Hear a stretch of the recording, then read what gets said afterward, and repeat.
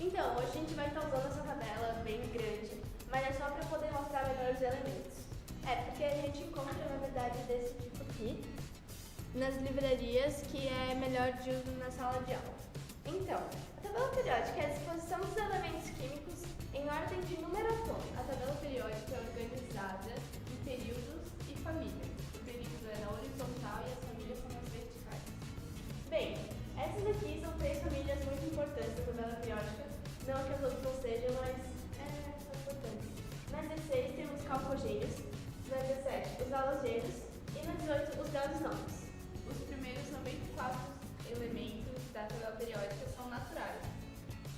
E do 95 ao 118 foram somente encontrados em laboratório ou em reatores nucleares. Cada elemento da tabela periódica é representado por um símbolo. E cada elemento também tem seu número atômico específico, que nunca vai ser igual, porque é ordenado em ordem crescente. E elas também têm seu número de massa. A tabela periódica é dividida em vários grupos, como por exemplo, esses são os metais alcalinos, esses são os metais alcalinos terrônicos, esses são os metais de transição externa, esses aqui são os metais representativos, semimetais, não metais e os gases nobres. Esses aqui são os metais de transição interna. Em roxo são os antanídeos e em rosa os actinídeos. Bem, aqui em branco, esse elemento ele existe, mas ele ainda não foi bem estudado. E aqui no hidrogênio ele é sozinho e ele não se encaixa em nenhuma outra família. Agora eu vou falar do elemento que é mais raro de toda a tabela, que é o astato.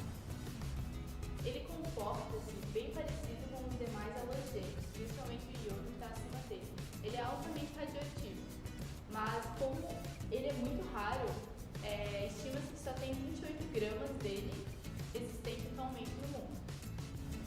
Astato é uma palavra que veio de origem grega e significa instável, já que ele basicamente existe em pouca quantidade.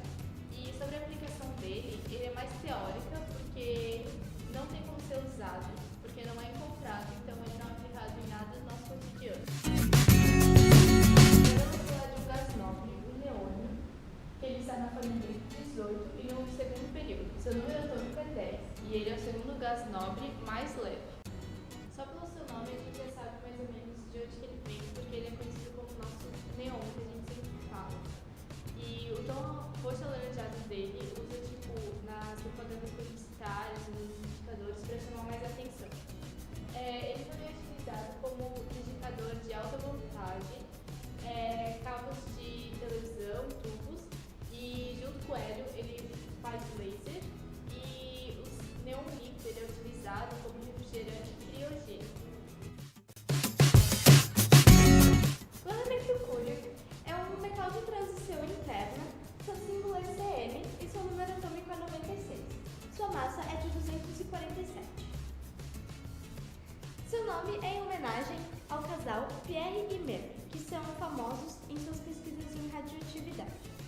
Em 1944, ele foi descoberto por uma equipe de pesquisadores através de um bombardeamento de plutônio com partículas alfa. Quimicamente reativo, é um metal de aparência branca e prateada. Ele é maleável e, devido à sua elevada radioatividade, ele brilha no escuro. O elemento não é encontrado em ambientes terrestres, mas ele pode ocorrer artificialmente. As suas propriedades químicas são semelhantes aos elementos dos lantanídeos e facilmente confundido com esses elementos por sua alta radioatividade. O cúrio não é muito utilizado na indústria, mas ele é utilizado também nos geradores termoelétricos, nos marca-passos coronários artificiais e em instrumentos que operam em lugares remotos da Terra. Também é usado em blindagens, em satélites e usados também em sondas espaciais não tripuladas. Diversos compostos vieram através do cúrio, como dióxido de cúrio, trióxido, brometo e cloreto, entre outros. O cúrio é tóxico e radioativo, então se ele for manuseado tem que ser com muito cuidado, porque se ele se acumular no sistema esquelético, ele destrói o mecanismo de formação das paredes celulares, oferecendo muito risco à saúde.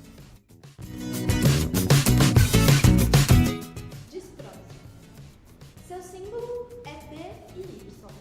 Seu número atômico é 66 e sua massa é 162,5. O disprósio é um metal de transição interna. Ele é parte da família dos lantanídeos.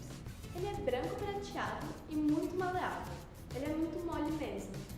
Se você pegar uma faca, ele corta muito facilmente. Ele foi descoberto em 1886 pelo francês Bois Baldrin, mas ele só foi achado de forma pura mesmo em 1950. O nome disprósio vem da palavra disprósitos, que significa difícil de achar, do latim. O metal é pouco reativo e ele apresenta estabilidade quando entra em contato com o oxigênio, porém é extremamente reativo quando aquecido. O disprósito é um metal que sofre acentuada influência de impurezas, que pode mudar suas características físicas e químicas. O disprósito também forma alguns compostos como óxido, hidróxido e hidreto, entre outros. O elemento é usado na metalurgia de aços inoxidáveis. Ele também é usado na fabricação de revestimento de reatores nucleares e em equipamentos resistentes a altas temperaturas. Não tem nenhum tipo de cuidado, porque ele não é tóxico, ele não é radioativo, mas também deve ter um pouco de cuidado em manuseá-lo. Bem, agora eu vou falar sobre o elemento Mn, ou manganês, que tem número atômico 25 e massa atômica 54,9. Ele está em estado sólido na temperatura ambiente, também é um elemento muito importante utilizado na indústria siderúrgica, na produção de ferro-ligas. Assim, ele atua como desolurante, que nada mais é do que diminuir a quantidade de enxofre, e desoxidante. Ele também tem bastante semelhança com ferro, sendo bastante duro e frágil, propício à oxidação. Em nosso país, a maioria das reservas de manganês se encontra no estado de Mato Grosso, porém é mais extraído no Paraná. É um dos elementos mais abundantes na nossa crosta terrestre. Também está distribuído nos solos, nos sedimentos, em rochas, água e materiais biológicos. É muito importante no crescimento das plantas e é essencial para os seres humanos. Quando nós consumimos em elevadas quantidades, podem ocorrer intoxicações e até, em casos mais graves, afetar o sistema nervoso. Bem, agora eu vou falar do elemento Xe, que é o xenônio, que é um gás nobre, então ele se encontra no estado gasoso. Bem, o seu número atômico é 54 e sua massa 131,3. Foi descoberto em 1984 por Sir William Ramsay. É mais denso que todos os outros elementos gasosos e, apesar de ser um gás nobre, ele reage com o flúor e o oxigênio, formando fluoretos. O xenônio, quando em contato com descargas elétricas, emite um belo brilho azul. Bem, as aplicações que são utilizadas no xenônio, para que ele é utilizado? Ele é utilizado na fabricação de dispositivos de luz, como flashes, lâmpadas fotográficas. Ele também é utilizado na composição de anestésicos e na pulsação de foguetes. Bem, ele pode ser armazenado em recipientes de vidro comum, porém com uma selagem especial. O xenônio em si não é tóxico, mas os seus compostos são tóxicos, podendo causar problemas. Podemos concluir que o nosso mundo é composto por todos esses elementos citados, desde o mais abundante ao menos abundante.